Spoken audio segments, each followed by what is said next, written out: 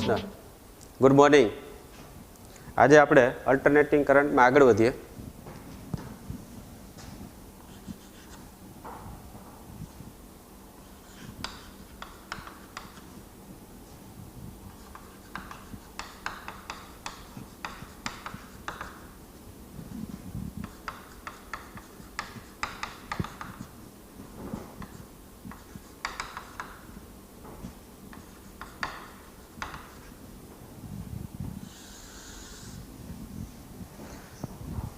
Inductor एटले के प्रेरक गूंचड़ा ने लागू पाड़ेल एसी वोल्टेज। लास्ट टाइम आपणे जोयुं हतुं कि अवरोध ने लागू पाड़ेल एसी वोल्टेज। हवे आपणे जोईशुं इंडक्टर ने लागू पाड़ेल एसी वोल्टेज।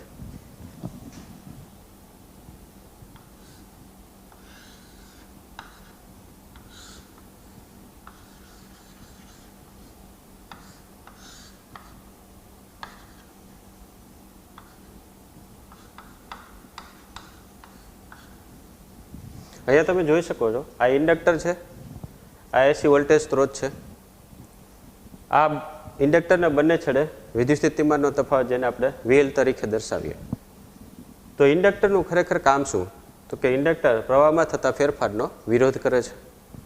अहींया आपणे धारी लईए कि धारो के आ इंडक्टरनो अवरोध अवगण्य छे, एटले के अवरोध छे ए ऑलमोस्ट शून्य छे। तो इंडक्टरनो ओहमिक अवरोध शून्य है एम लखी शकाय। तो आ जे छे आपणे धारी लीधुं कि इंडक्टरनो अवरोध अवगण्य है अथवा तो शून्य है। तो हवे आपणे किरचॉफना बंधगाड़ाना नियमनो उपयोग करीए।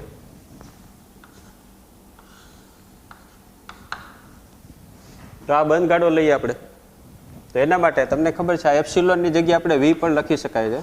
तो वी इक्वल टू शुं लखी शकाय? V equal to VM sine omega T. तो VM sine omega T V नी जगह आपणे लखी सकीए आ एफ वीएल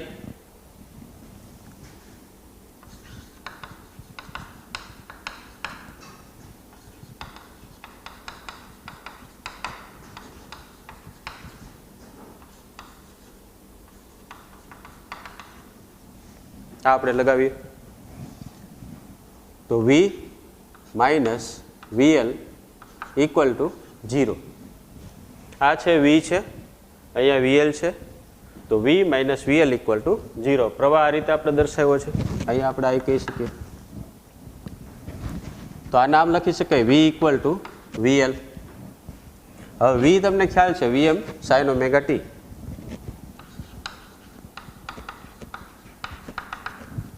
अने V L equal to L D I by D T. L है ए इंडक्टन्स है अथवा एने आत्मप्रेरकत्व पण कहेवामां आवे छे। तो आ जे छे वीएल बराबर एल डीआई बाय डीटी लखी शकाय। हवे आपणे डीआई ने सूत्रनो करता बनावो छे। तो डीआई इक्वल टू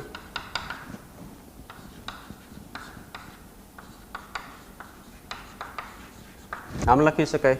डीआई ने सूत्रनो करता बनावो वीएम ना छेदमां एल जाय साइन ओमेगा टी डीटी। हवे आने आपणे बंने बाजू संकलन लेता आ समीकरणनी बंने बाजू संकलन लेता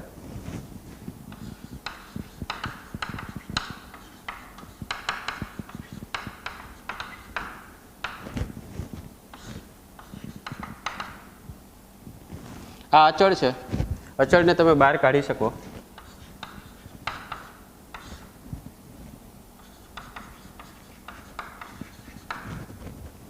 आ डीआई है एनु आई थशे प्रवाह VM by L sine omega T नु minus cos omega T by omega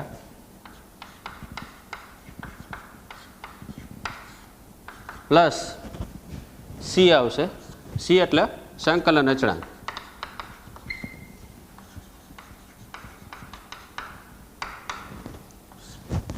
तो सी है ने संकलन अचळांक अथवा खाली अचळ पण कहेवामां आवे छे। शा माटे आमां लिमिट नथी एटले प्लस सी आवे संकलन अचळांक। तो हवे आपणे जोईए आ ओमेगा ने बहार लईए।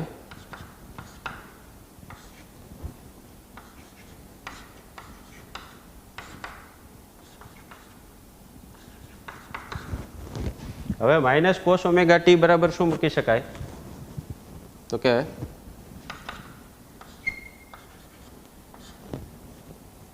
ઓમેગા એલની જગ્યાએ એક્સએલ લખી શકાય અને આની જગ્યાએ સાઇન ઓમેગા ટી માઇનસ π/2. શું કર્યું આપણે? ઓમેગા એલની જગ્યાએ એક્સએલ લખ્યું. એક્સએલ શું છે હમણાં આપણે દર્શાવશું. Minus cos omega T equal to sine omega T minus π/2 લખી શકાય.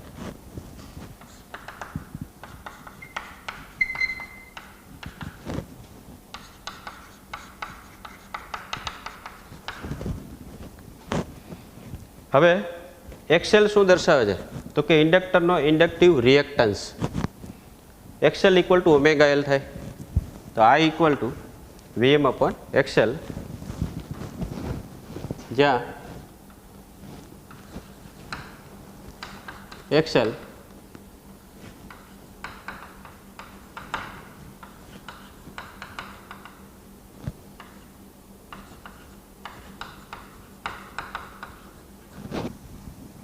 ઇન્ડક્ટરનો ઇન્ડક્ટિવ રિએક્ટન્સ. તો XL equal to omega L equal to આમ પણ લખાય 2π/fl. એફ છે આવૃત્તિ છે, એની જગ્યાએ આપણે વી પણ લખી શકીએ, સ્મોલ વી. તો સ્મોલ વી દર્શાવે છે આવૃત્તિ. તો XL equal to omega L equal to 2π/VL. અહીંયા તમે જોઈ શકો છો I equal to VM upon XL, જ્યાં એક્સએલ આ દર્શાવી દીધું આપણે. હવે ઇન્ડક્ટરનો ઇન્ડક્ટિવ રિએક્ટન્સ એટલે શું, કેવી રીતે એ કામ કરે? તો કે જેવી રીતે શુદ્ધ અવરોધ પરિપથમાં અવરોધે પ્રવાહને નિયંત્રિત અથવા તો મર્યાદિત કરે છે, એને સીમિત કરે છે, એવું જ કામ ઇન્ડક્ટર શુદ્ધ ઇન્ડક્ટિવ પરિપથ. આ છે શુદ્ધ ઇન્ડક્ટર પરિપથ. શા માટે કહેવામાં આવે છે? તો કે શુદ્ધ ઇન્ડક્ટિવ પરિપથ એટલા માટે કહેવામાં આવે છે કે આપણે આનો અવરોધ છે શૂન્ય લીધેલો છે. તો શુદ્ધ ઇન્ડક્ટિવ પરિપથમાં ઇન્ડક્ટર પણ એ પ્રવાહને મર્યાદિત કરે છે અથવા તો પ્રવાહમાં થતા ફેરફારનો વિરોધ કરે છે, પ્રવાહને સીમિત કરે છે, પ્રવાહને નિયંત્રિત કરે છે. એનો મતલબ એવો થયો કે અવરોધના જે અવરોધ પરિપથ હતો આની પહેલાંનો, એમાં અવરોધ જે પ્રવાહ પર કામ કરતું હતું, પ્રવાહને નિયંત્રિત કરતું હતું, એવું જ ઇન્ડક્ટિવ પરિપથની અંદર ઇન્ડક્ટર પ્રવાહને નિયંત્રિત અથવા તો મર્યાદિત કરે છે. અવરોધનો એસઆઈ એકમ ઓહમ છે, એમ એક્સએલનો એસઆઈ એકમ પણ ઓહમ જ છે અને એનું પરિમાણ પણ સમાન હોય છે. તો અહીંયા Vm/XL એટલે Im લખી શકાય. તો હવે તેથી I ઇક્વલ ટુ Im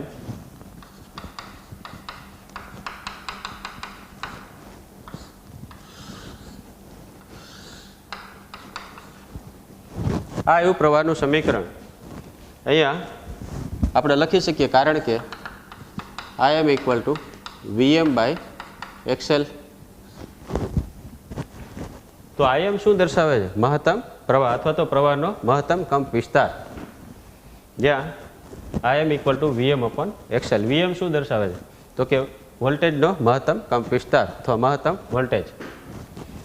અહીંયા તમે જોઈ શકો છો, અહીંયા આપણે આ જોયું હતું કે V equal to Vm sin omega T, આ કિંમત છે વોલ્ટેજની. પ્રવાહની કિંમત I equal to Im sin omega T minus π/2 આવ્યું. અહીંયા આ બંને સમીકરણ જોતા આને હું 2 નંબર આપી દઉં તો 1 અને 2 પરથી આપણે શું એક તારણ નીકળી શકે? તો કે એ ચેક કરો. અહીંયા ઓમેગા ટી છે, માત્ર અહીંયા છે ઓમેગા ટી માઇનસ π/2. આના પરથી આપણે કહી શકીએ કે આ બંને વચ્ચે કડા તફાવત કેટલો છે? π/2. એમાં વોલ્ટેજ એ પ્રવાહ કરતા કડામાં π/2 જેટલો આગળ છે એમ કહી શકાય. અથવા તો આમ પણ કહી શકાય કે પ્રવાહ એ વોલ્ટેજ કરતા કડામાં π/2 જેટલો પાછળ છે. પાછળ શું દર્શાવે છે? તો કે આ માઇનસ છે, પાછળ દર્શાવે છે. એનો મતલબ એવો થયો કે શુદ્ધ ઇન્ડક્ટિવ પરિપથમાં, આ ખાસ યાદ રાખજો, MCQ તરીકે પૂછી શકાય, શુદ્ધ ઇન્ડક્ટિવ પરિપથમાં અથવા તો માત્ર ઇન્ડક્ટર ધરાવતા એસી પરિપથમાં પ્રવાહ એ π/2 જેટલો પાછળ હોય છે. આ માઇનસ શું દર્શાવે છે? પાછળ હોય છે. કેના કરતાં? વોલ્ટેજ કરતાં. તો પ્રવાહ અને વોલ્ટેજ વચ્ચે કડા તફાવત π/2 આવે છે અને પ્રવાહ એ કડામાં વોલ્ટેજ કરતાં π/2 જેટલો પાછળ હોય છે. તો આ ખાસ યાદ રાખજો. હવે એને કેવી રીતે આપણે દોરવું? આ ફેઝર ડાયાગ્રામ છે એ આપણે લાસ્ટ લેક્ચરમાં જોયું હતું, ફેઝર ડાયાગ્રામ, અને જે ફેઝર છે એની રીત જોઈતી. હવે ફેઝર ડાયાગ્રામ આપણે અવરોધ માટે, ઇન્ડક્ટર માટે અને કેપેસિટર માટે ત્રણેય માટે એક સાથે લઈ લેશું. તો આ જે છે એ આપણે જે પ્રવાહ દર્શાવીએ છીએ કોઈ પણ સમયે આ પરિપથમાંથી, એનું આ સમીકરણ છે. આ યાદ રાખજો, આ equal to Im sin omega t minus π/2. હવે આ પરિપથ માટે જેવી રીતે આપણે અવરોધ માટે જોયું હતું સરેરાશ પાવર, એમ આની અંદર પણ સરેરાશ પાવર કેટલો થાય એક ચક્ર દરમિયાન.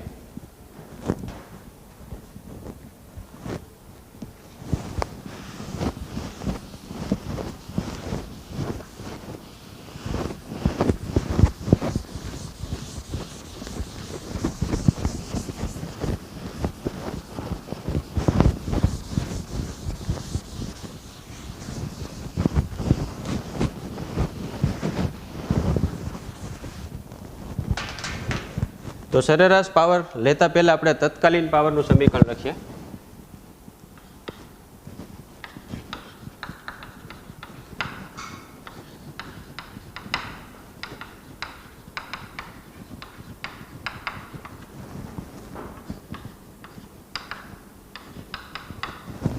તત્કાલીન power equal to P∗L V × I. હવે V અને I ની કિંમત મૂકી દઈએ જે આપણે જાણીએ છીએ.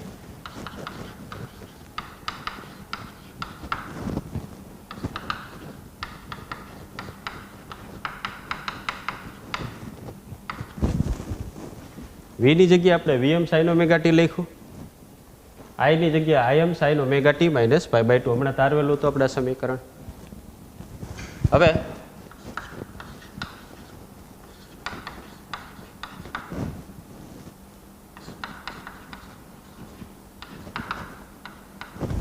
તમને ખ્યાલ છે sin omega t minus π/2 equal to minus cos omega t, હમણાં આપણે જોયેલું હતું. તો એ કિંમત મૂકી દીધી. અને આ Im છે ને આપણે આગળ લઈ લઈએ. તો Im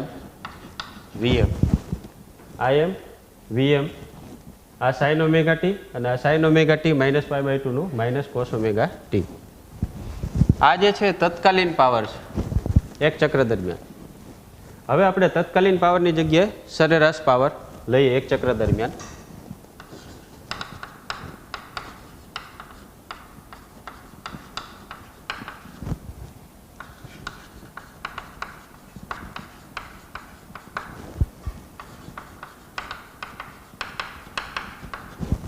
એક ચક્ર દરમિયાન કેવા થયો તો એક આવતકાળ પરના ગાળા પરનો સરેરાશ પાવર. તો સરેરાશ પાવરને આપણે આમ લખીએ છીએ અથવા તો આમ લખીએ.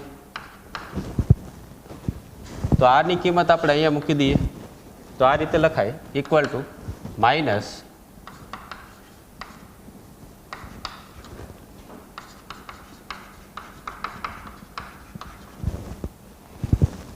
આગળ માઇનસ લઈ લીધું આપણે Vm Im sin omega t cos omega t અને સરેરાશની નિશાની. હવે Im Vm એને પણ આપણે અલગથી લગાવી દઈએ, માઇનસ આગળ લઈએ. હવે આ છે sin omega t cos omega t, એને ઉપર નીચે 2 વડે ગુણી નાખીએ.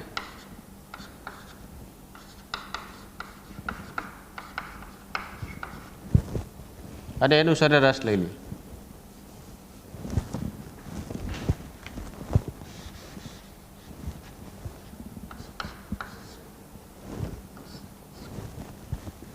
આને ઉપર નીચે 2 વડે શા માટે ગુણ્યા આપણે? તો હવે 2 sin omega t cos omega t એને sin 2 ઓમેગા t લખી શકાય.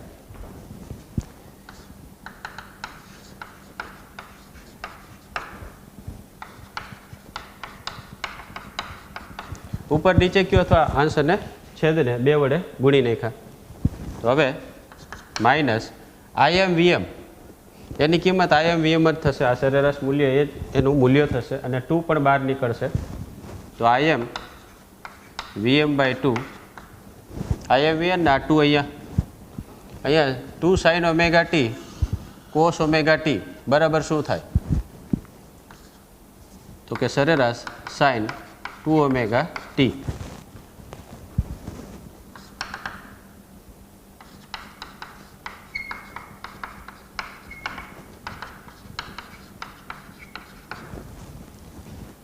2 sin omega T cos omega T equal two sin 2 omega T, જે આ મેથ્સનું સમીકરણ છે.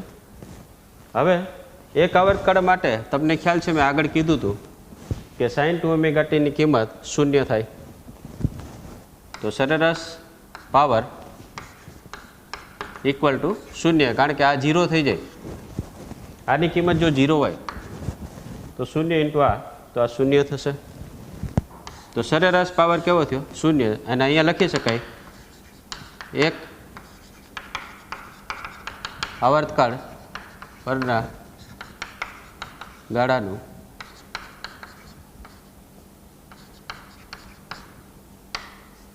સરેરાશ મૂલ્ય 0 હોય છે.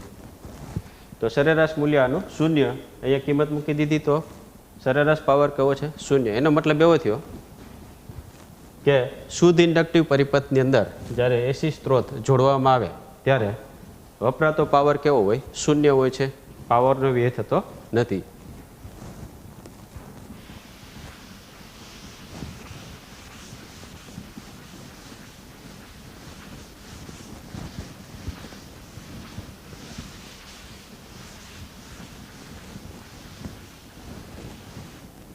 હવે આપણે અહીંયા ઇન્ડક્ટરની જગ્યાએ કેપેસિટર લખશું.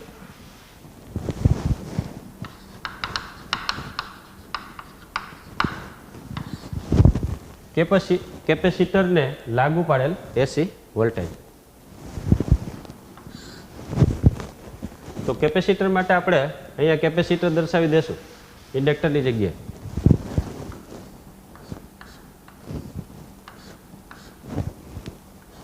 કોઈ એક સમયે કેપેસિટર પરનો વિદ્યુતભારને સ્મોલ ક્યુ લઈ લઈએ. આ બંને વચ્ચે વિદ્યુત સ્થિતિમાનનો તફાવત વીસી લઈ લઈએ.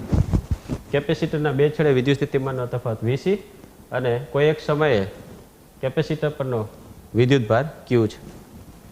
અહીંયા એસી વોલ્ટેજ સ્ત્રોત આપણે કેપેસિટરના બંને છેડે લગાવી દઈએ છીએ. તો આ છે કેપેસિટરને લાગુ પાડેલ એસી વોલ્ટેજ, અથવા તો આ પરિપથને એમ પણ કહી શકાય કે માત્ર કેપેસિટર ધરાવતો એસી પરિપથ. એમ પણ પૂછે તો તમારે આ જ થિયરી લખવાની. તો હવે V equal to VM sin omega T, આ છે વીસી. તો આની અંદર તમે જ્યારે કેપેસિટરના બે છેડે માની લઈએ આપણે કે આ કેપેસિટરના બે છેડે અહીંયા આપણે ડીસી લગાવ્યા, આ એસી વોલ્ટેજ સ્ત્રોત છે એની જગ્યાએ ડીસી વોલ્ટેજ લગાવીએ.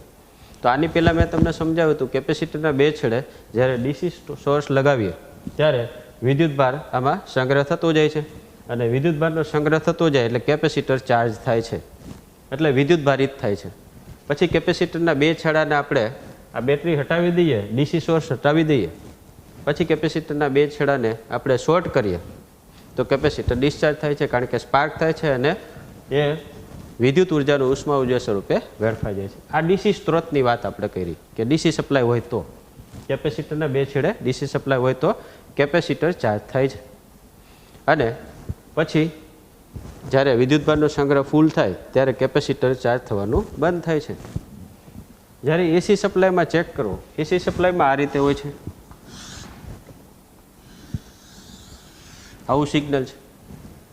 તો એની અંદર શું થાય? માનો કે આ છે આઈ વિરુદ્ધ ઓમેગા ટી. તો આ પ્લસ છે, ચાર્જ થશે, પછી શું થાય? ડિસ્ચાર્જ. તો ચાર્જ અને ડિસ્ચાર્જની પ્રક્રિયા ચાલુ હોય છે.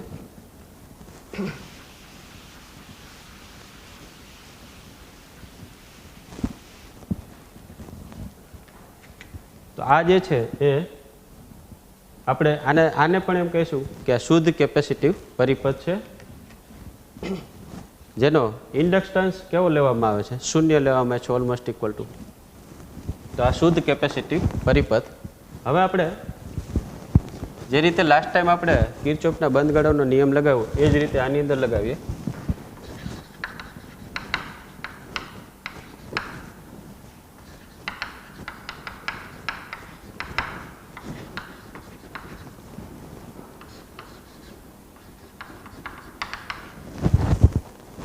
આ જ બંધ ગાળો લઈએ તો અહીંયા V minus VC equal to 0. તો શું લખી શકાય? તો કે V equal two VC. V એટલે VM sin omega T. VC એટલે શું લખાય? તો કે Q બાય C.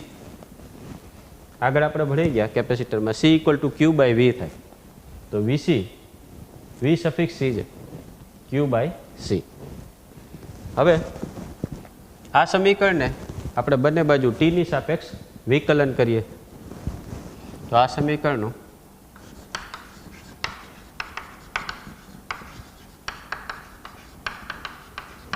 T ની સાપેક્ષ વિકલન કરીએ તો આ રીતે લખી શકીએ આપણે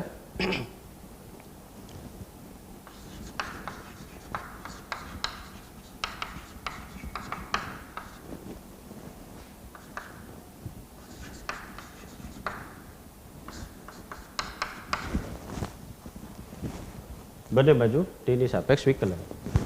Vm મૂલ્ય છે ને બહાર લઈ લઈએ અચળ, sin ઓમેગા T નું cos omega T into omega equal to 1/c, c અચળ છે ને બહાર કાઢી લઈએ તો dq/dt. હવે તમને ખ્યાલ છે dq/dt ઇક્વલ ટુ I, પ્રવાહ લખી શકાય, તો અહીંયા આપણે આમ લખી શકીએ, તેથી I/c Vm omega cos omega T dq/dt.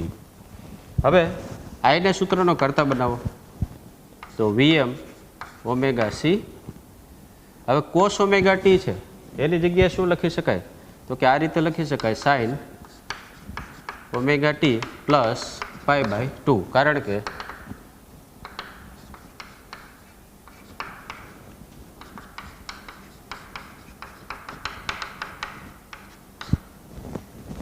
આ મેથ્સનું સમીકરણ છે, આપણે એમ લખીએ છીએ કે cos θ = sin 90 પ્લસ θ, અહીંયા ઓમેગા T છે,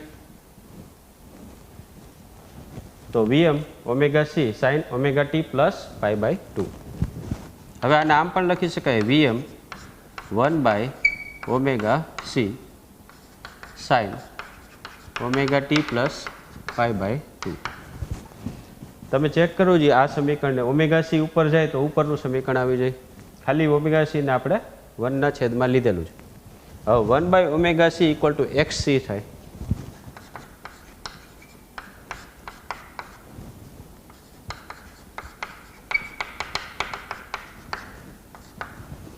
અહીંયા xc શું દર્શાવે છે,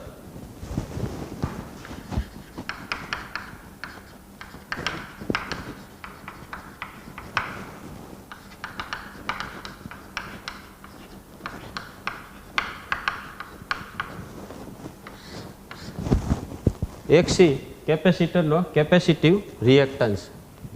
એનું કાર્ય શું, તો કે જેવી રીતે આપણે એમ કહેતા હતા કે શુદ્ધ અવરોધ પરિપથમાં અવરોધ પ્રવાહને નિયંત્રિત અથવા તો સીમિત કરે છે, મર્યાદિત કરે છે, એવું જ કામ શુદ્ધ કેપેસિટિવ પરિપથમાં કેપેસિટર પ્રવાહને મર્યાદિત કરે છે, સીમિત કરે છે, નિયંત્રિત કરે છે. તો આ જે છે xc છે, જેવી રીતે અવરોધનો એકમ SI એકમ ઓમ છે, xc નો એકમ પણ SI એકમ ઓમ જ છે. અહીંયા તમે જોઈ શકો આ જે છે I = Vm/xc. અહીંયા Vm/xc બરાબર શું લખી શકાય, તો કે Im મહત્તમ પ્રવાહ.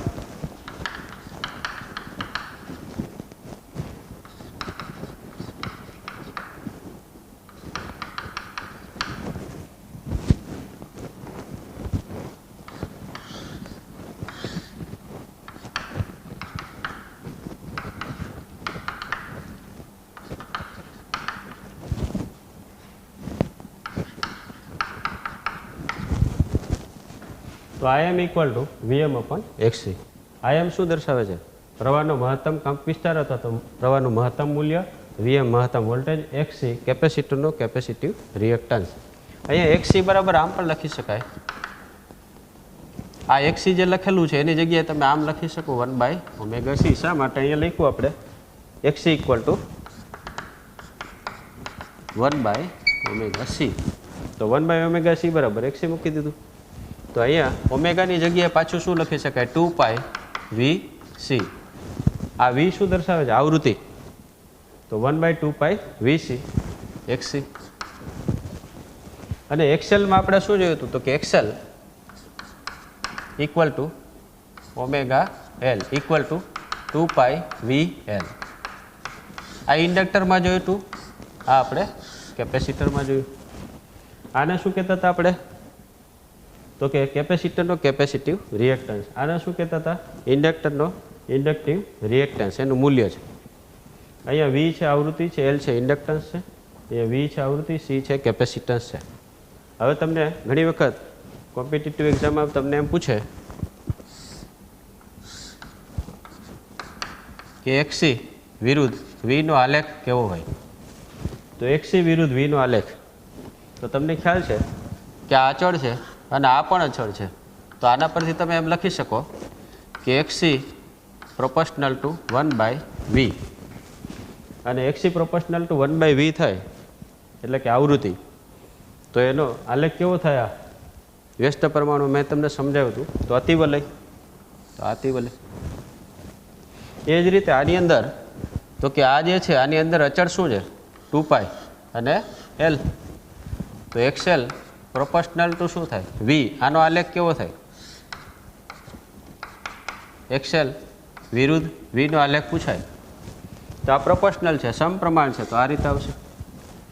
તો આ એક્સી વિરુદ્ધ આવૃત્તિ કેપેસિટિવ રિએક્ટન્સ વિરુદ્ધ આવૃત્તિનો આલેખ અતિવલય, કારણ કે એક્સી પ્રોપોર્શનલ ટુ 1/v અને એક્સએલ પ્રોપોર્શનલ ટુ વી એ સમપ્રમાણ. તો આ આલેખ અને આ આલેખ ખાસ ધ્યાન રાખજો.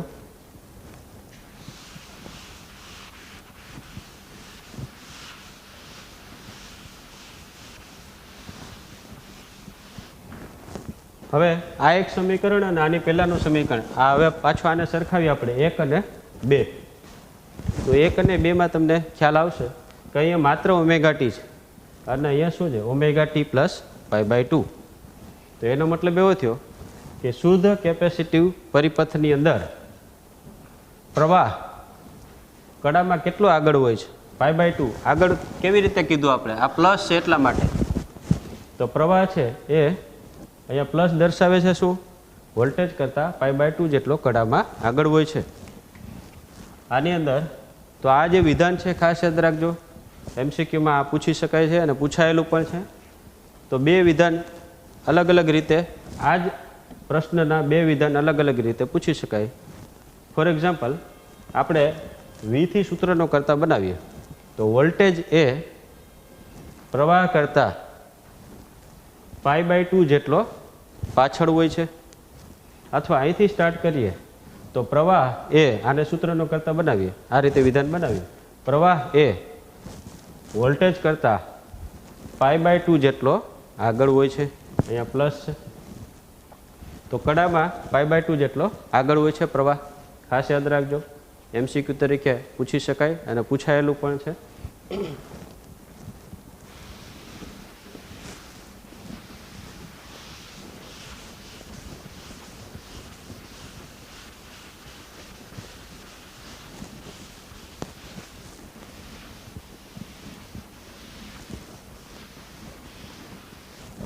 હવે શુદ્ધ કેપેસિટિવ પરિપથની અંદર પાવર લઈએ આપણે, સરેરાશ પાવર કેટલો થાય એક ચક્ર દરમિયાન. તો એ પહેલાં આપણે તત્કાલીન પાવર જોઈએ.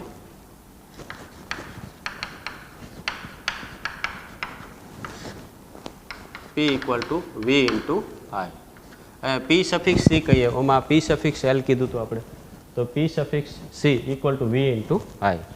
તમને ખ્યાલ છે હમણાં આપણે લખેલું V = Vn sin ωt.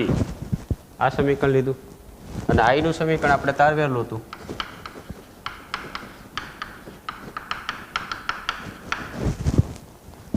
આઈની જગ્યાએ શું મૂક્યું? Im sin ωt plus π/2. તો Vm Im sin ωt.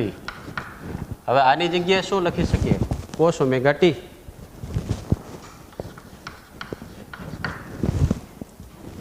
આ જે છે એ તત્કાલીન પાવર થયું.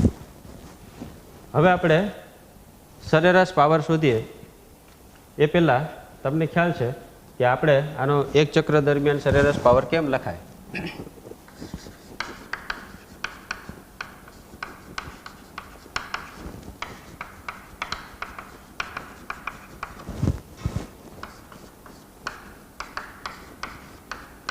આમ પણ લખી શકાય, બારની નિશાની અથવા સરેરાશની નિશાની એમ પણ લખી શકાય.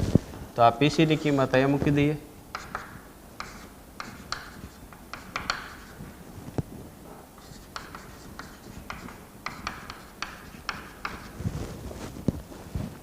હવે આની પહેલાં કરેલું તો એ જ રીતે આપણે કરીએ. આને આપણે અલગથી સરેરાશની નિશાની લગાવી દઈએ અને આ પદને ઉપર નીચે 2 વડે ગુણી નાખીએ.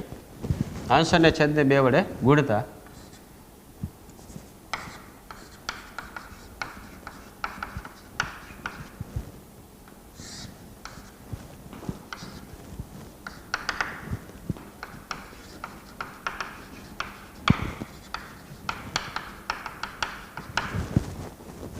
તો આ પદ છે એને ઉપર નીચે 2 વડે ગુણી નાખ્યું. હવે આનું મૂલ્ય તે જ મૂલ્ય આવશે ને 2 ને 12 લઈ લઈએ. હવે તમને ખ્યાલ છે આના બરાબર શું લખી શકાય આપણે? sin 2 omega t.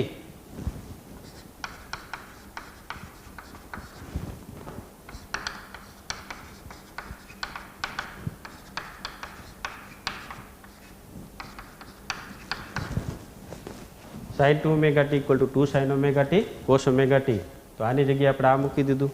હવે તમને ખ્યાલ છે કે એક આવર્તકાળ પરના ગાળાનું સરેરાશ મૂલ્ય આનું કેવું થાય? શૂન્ય. મેં જે તમને કીધું તું યાદ રાખજો. તો અહીંયા જો હું શૂન્ય મૂકું તો આની સાથે ગુણાઈ જાય તો શૂન્ય થાય.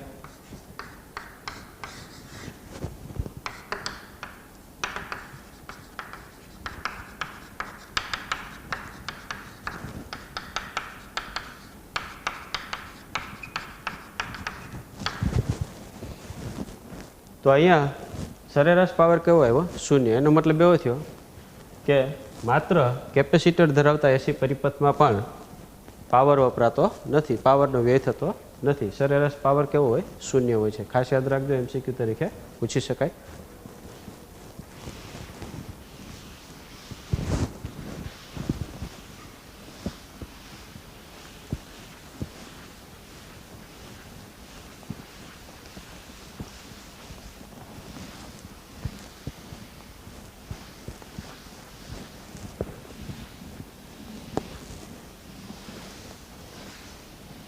તો આપણે અહીંયા 3 ટોપિક ખાસ જોયા કે અવરોધને લાગુ પાડેલ એસી વોલ્ટેજ, ઇન્ડક્ટરને લાગુ પાડેલ એસી વોલ્ટેજ, કેપેસિટરને લાગુ પાડેલ એસી વોલ્ટેજ.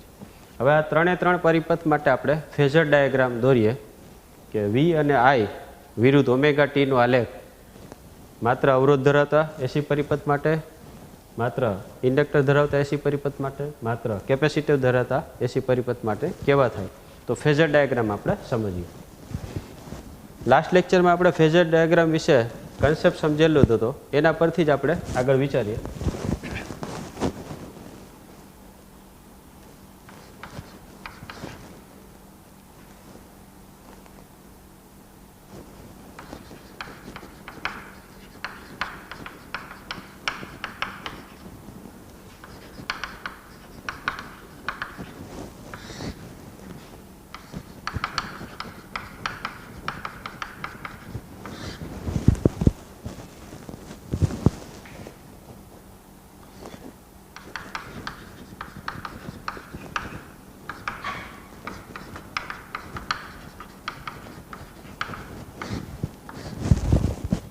અવરોધને લાગુ પાડેલ એસી વોલ્ટેજમાં આપણે વીનું સમીકરણ V equal to Vm sin omega T અને I equal to Im sin omega T જોયું હતું.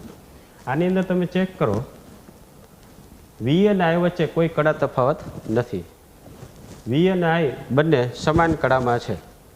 તો કડા તફાવત કેવો છે? શૂન્ય છે. અને કડા કેવી છે? સમાન છે. તો એનો ફેઝર ડાયાગ્રામ કેવી રીતે દોરવો અને તરંગ ડાયાગ્રામ પણ આપણે જોઈશું.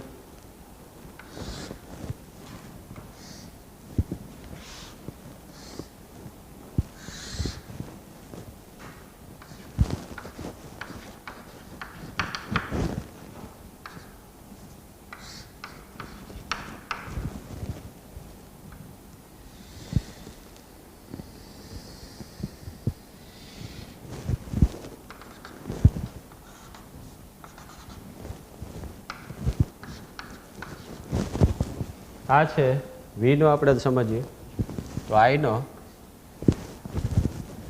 આ વીનો તરંગ ડાયાગ્રામ કહી શકાય. એવી રીતે આઈનો પણ અહીંથી સ્ટાર્ટ થશે. શા માટે? વી અને આઈ વચ્ચે કડા તફાવત કેવો છે? શૂન્ય છે. સમાન કડાથી ચાલુ થાય.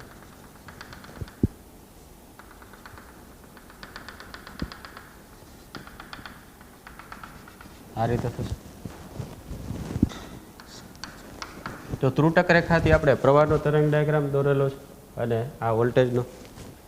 હવે કોઈ એક સમયે આપણે ફેઝર ડાયાગ્રામ દોરીએ. કોઈ એક સમય એટલે અહીંયા લઈ લઈએ આપણે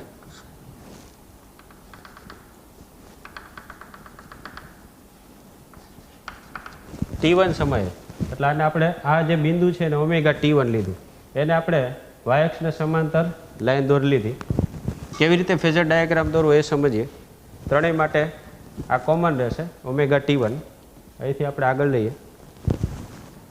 ત્રણેય એટલે કેના માટે? માત્ર R, માત્ર L, માત્ર C ધરાવતા પરિપથ માટે. તો અહીંયા આ બિંદુ આવ્યું, અહીંયા આ બિંદુ આવ્યું, આને એક આપી દઉં અને બી આપી દઉં. તો આ એક અક્ષને સમાંતર આપણે એક લાઈન દોરીએ.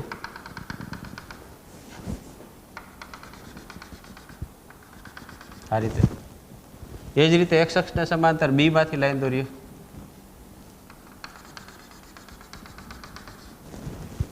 ખાસ યાદ રાખજો ફેઝર ડાયાગ્રામ કેવી રીતે દોરવો. કોઈ એક સમય લેવાનો, વાય અક્ષને સમાંતર લાઈન લીધી, અહીંયા એ બિંદુ અને બી બિંદુ, વી અક્ષને જે ટચ થાય છે, વીનો જે તરંગ ડાયાગ્રામ છે એને ટચ થાય એને એ બિંદુ આપી દીધું. આઈના તરંગ ડાયાગ્રામ છે એના કોઈ બિંદુને આપણે બી બિંદુ નામ આપી દીધું. એ બિંદુમાંથી સમાંતર લાઈન, બી બિંદુમાંથી સમાંતર લાઈન દોરી એક અક્ષને. હવે આપણે આ વિચારીએ, આ એક ઊભી લાઈન દોરી લઈએ. આ જે છે એ આપણે ઉદ્ગમ બિંદુ અહીંયા જે લીધું એ જ લીધું. તો સૌથી પહેલાં આપણે વીનો ફેઝર દોરીએ. તો વીનો ફેઝર ક્યાં આવશે? તો કે વીનો ફેઝર અહીંયા આપણે વિચાર લઈએ કે આ વીનો ફેઝર છે. તો આ વીનો ફેઝર અથવા રોટર અથવા તો એને આપણે ઘૂમતો સદિશ કહીએ છીએ. તો આ જે છે એ કેટલો ખૂણો બનાવે છે? તો કે અહીંથી આ ઓમેગા T1, કારણ કે આ કેટલો સમય છે? T1. ઓમેગા T1 અહીંયા લીધું તો આ ખૂણો આટલો બને છે. લાસ્ટ ટાઈમ મેં તમને સમજાવ્યું હતું. તો આ બિંદુ છે ખરેખર શું થયું? તો કે એ બિંદુ થયું. આ એ છે તો અહીંયા એ છે. આ કેનો ફેઝર થયો? વીનો ફેઝર. જ્યારે બી બિંદુ અહીંયા જ આવે છે, જુઓ બંને એક જ જગ્યાએથી સ્ટાર્ટ થાય છે. વી અને આઈ સમાન કળાથી સ્ટાર્ટ થાય છે. તો બી અહીંયા બી બિંદુ આવ્યું તો બી બિંદુ અહીંયા ટચ થાય તો આઈનો ફેઝર પણ આના પર જ આવશે. તો આઈનો ફેઝર આ રીતે દર્શાવી દઈએ. આઈ આ બી બિંદુ. તો વીનો ફેઝર આ છે, અહીંથી આપણે આ જોયું, અને આઈનો ફેઝર આ છે. બંને એકબીજા પર સંપાત થયેલા છે. શા માટે? તો કે બંનેમાં કળા કેવી છે? સમાન છે. કળા તફાવત કંઈ છે નહીં, કળા તફાવત શૂન્ય છે. તો આ રીતનો ફેઝર થાય. હવે આને આપણે આમ દર્શાવી દઈએ આગળ.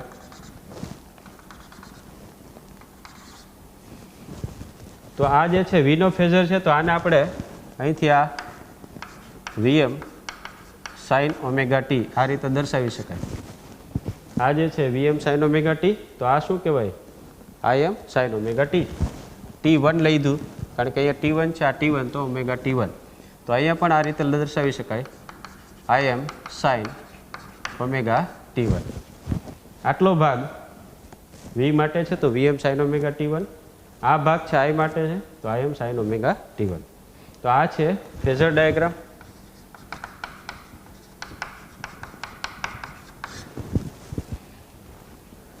તો V અને I વિરુદ્ધ ઓમેગા ટી નો આલેખ આપેલો છે, તરંગ ડાયાગ્રામ છે, અને આપણે ફેઝર દર્શાવી દીધું.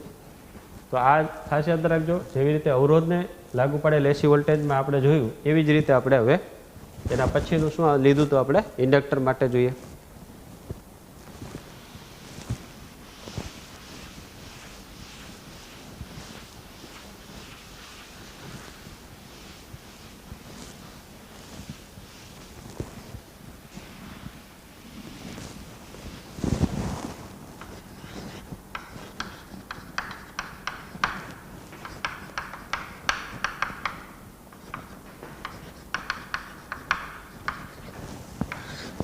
ઇન્ડક્ટરને લાગુ પાડેલ એસી વોલ્ટેજ ફેઝર ડાયાગ્રામ.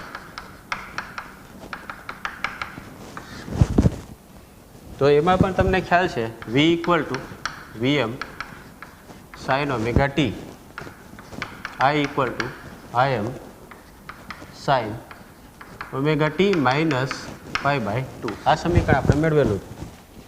આ બંને વચ્ચે કડા તફાવત કેટલો છે? π/2. કોણ આગળ છે? તો કે v આગળ છે π/2 જેટલો. I તો કે પાછળ છે એ માઇનસ છે કેટલો? π/2 જેટલો. તો એનો તરંગ ડાયાગ્રામ પહેલાં દોરીએ, પછી ફેઝર ડાયાગ્રામ.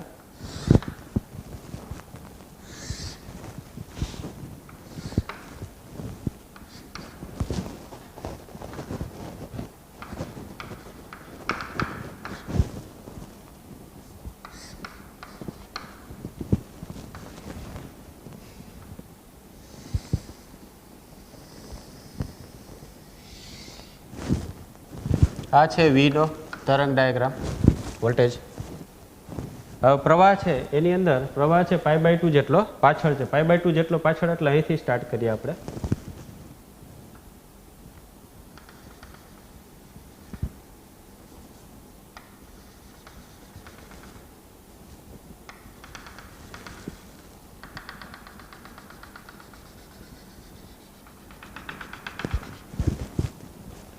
તમે જોઈ શકો છો આ 0 થી સ્ટાર્ટ થાય છે, અને આ જે છે પ્રવાહનો તરંગ ડાયાગ્રામ એ ક્યાંથી ચાલુ થાય છે? તો કે આ જે છે -π/2 છે. તો આ 0 થી સ્ટાર્ટ થાય, આ -π/2 એટલે પ્રવાહ છે જુઓ પાછળ છે π/2 જેટલો, અને વોલ્ટેજ છે આગળ છે π/2 જેટલો. તો પ્રવાહ છે એ વોલ્ટેજ કરતાં કડામાં π/2 જેટલો પાછળ. આ રીતે તરંગ ડાયાગ્રામ દર્શાવી શકાય. હવે જે રીતે આપણે લીધું હતું એ જ રીતે કોઈ એક ωt1 સમય લઈ લઈએ. અહીંયા શરૂઆત કરીએ જો કેવી રીતે ફેઝર ડાયાગ્રામ દોરવો. અહીંયા આ લઈએ આપણે, તો અહીંથી આપણે ખબર છે કે આ y અક્ષ છે એને સમાંતર એક લાઈન દોરવાની છે.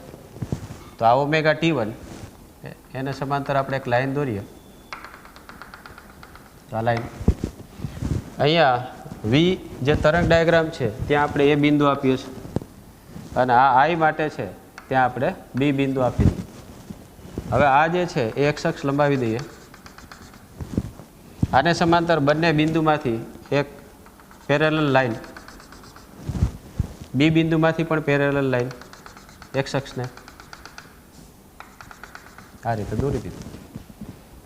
તો આને સમાંતર લાઈન, આને સમાંતર લાઈન A અને B બિંદુમાંથી. A અને B બિંદુ કેવી રીતે મળ્યા? કોઈ એક સમયે લઈ લીધો T1, ωt1 નામ આપ્યું. આને સમાંતર આમ લાઈન દોરી. હવે ફેઝર ડાયાગ્રામ.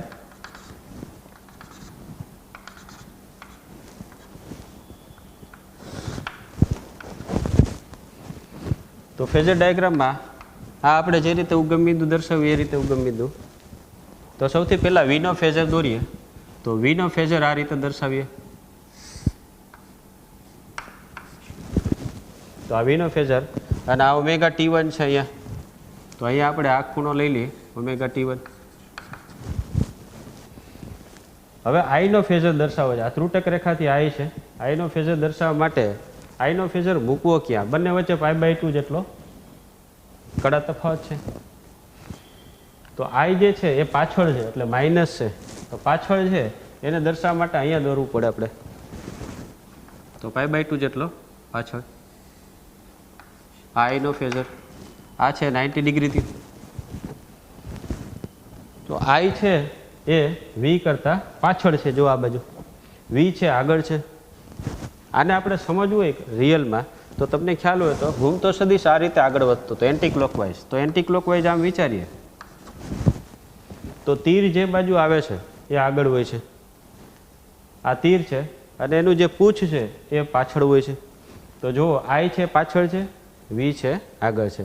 કડામાં કેટલો? π/2 જેટલો. આ ખૂણો કેટલો બન્યો? π/2. તો ખાસ યાદ રાખજો આનો ફેઝર ડાયાગ્રામમાં આ જો હું I અહીંયા દોરું તો આ જે છે એ I આગળ થઈ જશે π/2 જેટલો, પરંતુ I છે π/2 જેટલો પાછળ છે એટલે આપણે I અહીંયા દોરતા નથી, આ રીતે દોરીએ છીએ. તો આ ખાસ સમજો. આને આપણે ત્રીજો લઈએ પોઈન્ટ.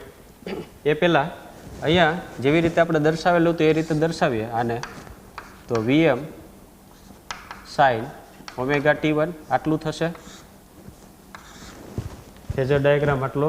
આ અહીંયા લખીએ તો આ નીચે દર્શાવશું તીરની નિશાની, જેમાં Im sin ωt1 -π/2. તો આ ઉપર છે એટલે તીરની નિશાની ઉપર Vm sin ωt, અને આ નીચે છે I M sine omega T minus pi by 2 આ રીતે દર્શાવી શકાય બુકની રીતે.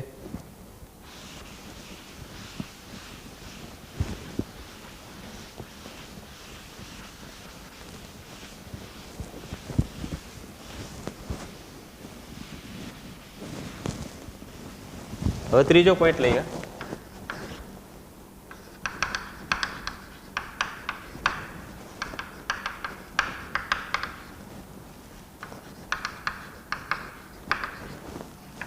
કેપેસિટરને લાગુ પાડેલ AC voltage.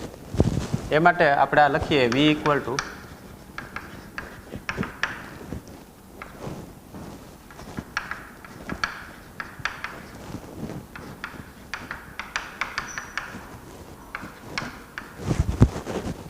Vm sin omega t, I equal to Im sin omega t plus pi by 2. તો હવે આપણે એનો જે ફેઝર ડાયાગ્રામ છે એને આપણે સમજીએ. આની પહેલાં જોયું તો એ જ રીતે પહેલાં તરંગ ડાયાગ્રામ.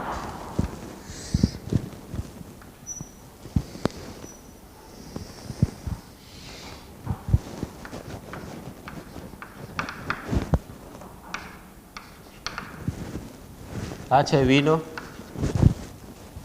હવે I છે તમે આમાં ચેક કરી શકો. V અને I નું સમીકરણ આ છે. આમાં I છે પાઈ બાય 2 જેટલો આગળ છે કડામાં. બંને વચ્ચે કડા તફાત પાઈ બાય 2 છે. તો I એ V કરતાં કડામાં પાઈ બાય 2 જેટલો આગળ છે. V અહીંયા છે 0 થી સ્ટાર્ટ થાય છે. તો I છે પાઈ બાય 2 જેટલો આગળ એટલે અહીંથી સ્ટાર્ટ થવો જોઈએ.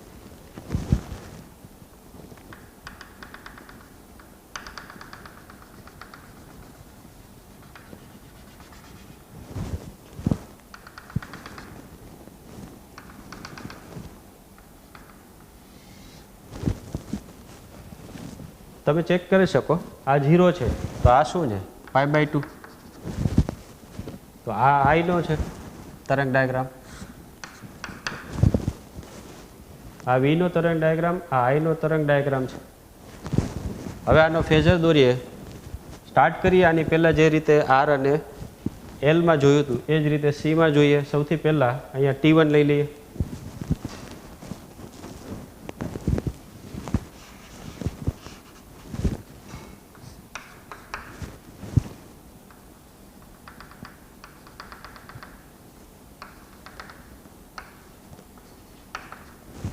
T1 એટલે આપણે આને ઓમેગા T1 દર્શાવી દઈએ. 2 પોઈન્ટ છે અહીંયા ચેક કરી શકો તમે. એક પોઈન્ટ અહીંયા છે. આને આપણે એ બિંદુ આપી દઈએ જ્યાં કટ થાય છે V ને. આ I ને કટ થાય છે ત્યાં B બિંદુ આપી દઈએ. પાછું એ જ X અક્ષને આગળ લંબાવી દઈએ. હવે આને સમાંતર A અને B બિંદુમાંથી લાઈન દોરીએ.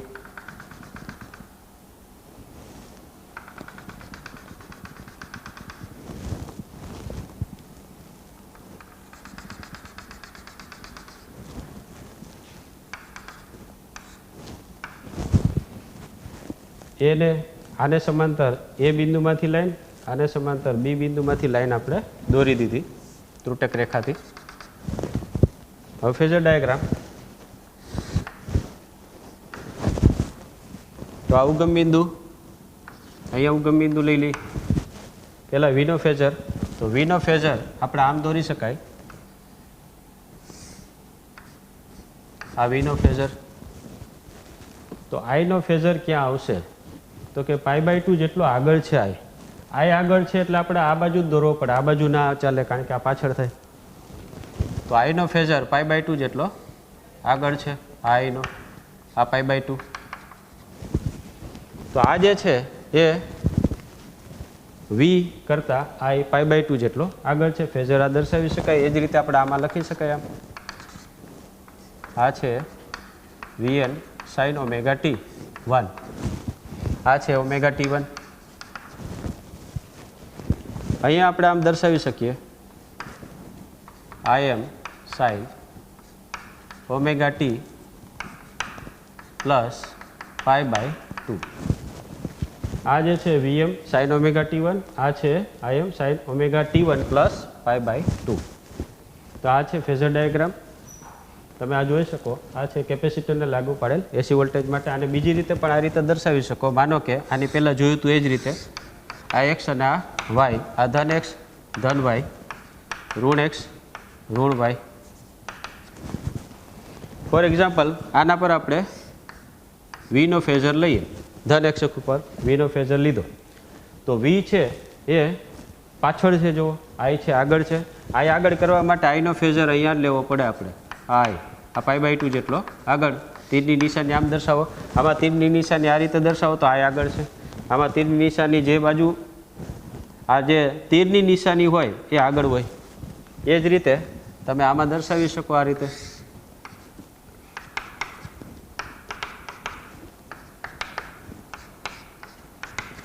જો અહીંયા વી ફેઝર છે એ એક્સ અક્ષ ઉપર લીધું, તો હવે આઈ ફેઝર છે એક્સ અક્ષ ઉપર લઈએ આપણે. તો વીનો ફેઝર કઈ અક્ષ ઉપર આવશે? તો કે વી છે π/2 જેટલો પાછળ છે, આઈ છે આગળ છે. આઈને આગળ કરવા માટે અહીંયા જ લખવું પડે, એટલે વીનો ફેઝર આ રીતે દર્શાવી દઈએ તો તમે ચેક કરી શકો. આ π/2 જેટલો આગળ છે આઈ. તીરની નિશાની કઈ બાજુ આવી? આઈ બાજુ. તો આ પણ સાચું છે, આ પણ સાચું ને આ પણ સાચું છે. ખાસ યાદ રાખજો, તમને આ રીતે પૂછાય જે આની પહેલાં આપણે જોયું હતું એ જ રીતે કે શુદ્ધ કેપેસિટર એસી પરિપથમાં અથવા તો કેપેસિટરને લાગુ પડેલ એસી વોલ્ટેજમાં આઈનો ફેઝર ધન એક્સ અક્ષ ઉપર દર્શાવવામાં આવે તો વીનો ફેઝર ક્યાં આવે? તો કે ઋણ વાય અક્ષ ઉપર. જો વીનો ફેઝર એક્સ અક્ષ ઉપર દર્શાવવામાં આવે ધન એક્સ અક્ષ ઉપર, તો આઈનો ફેઝર તો કે ધન વાય ઉપર આવે. આમાં તમે ચેક કરી શકો તીરની નિશાની જે બાજુ છે આગળ હોય રાશિ, તો કે આઈ આગળ છે, તીરની નિશાની આઈ આગળ છે, તીરની નિશાની આઈ આગળ છે. અને હંમેશા આપણે આ એન્ટી ક્લોકવાઇઝ જોવાનું. આ એક ટ્રીક છે કે એન્ટી ક્લોકવાઇઝ તમે જુઓ અને તીરની નિશાની જે બાજુ જતી હોય એ રાશિ આગળ હોય છે. તીરની નિશાની જે બાજુ જાય રાશિ આગળ છે. તો આ છે ફેઝર ડાયાગ્રામ છે.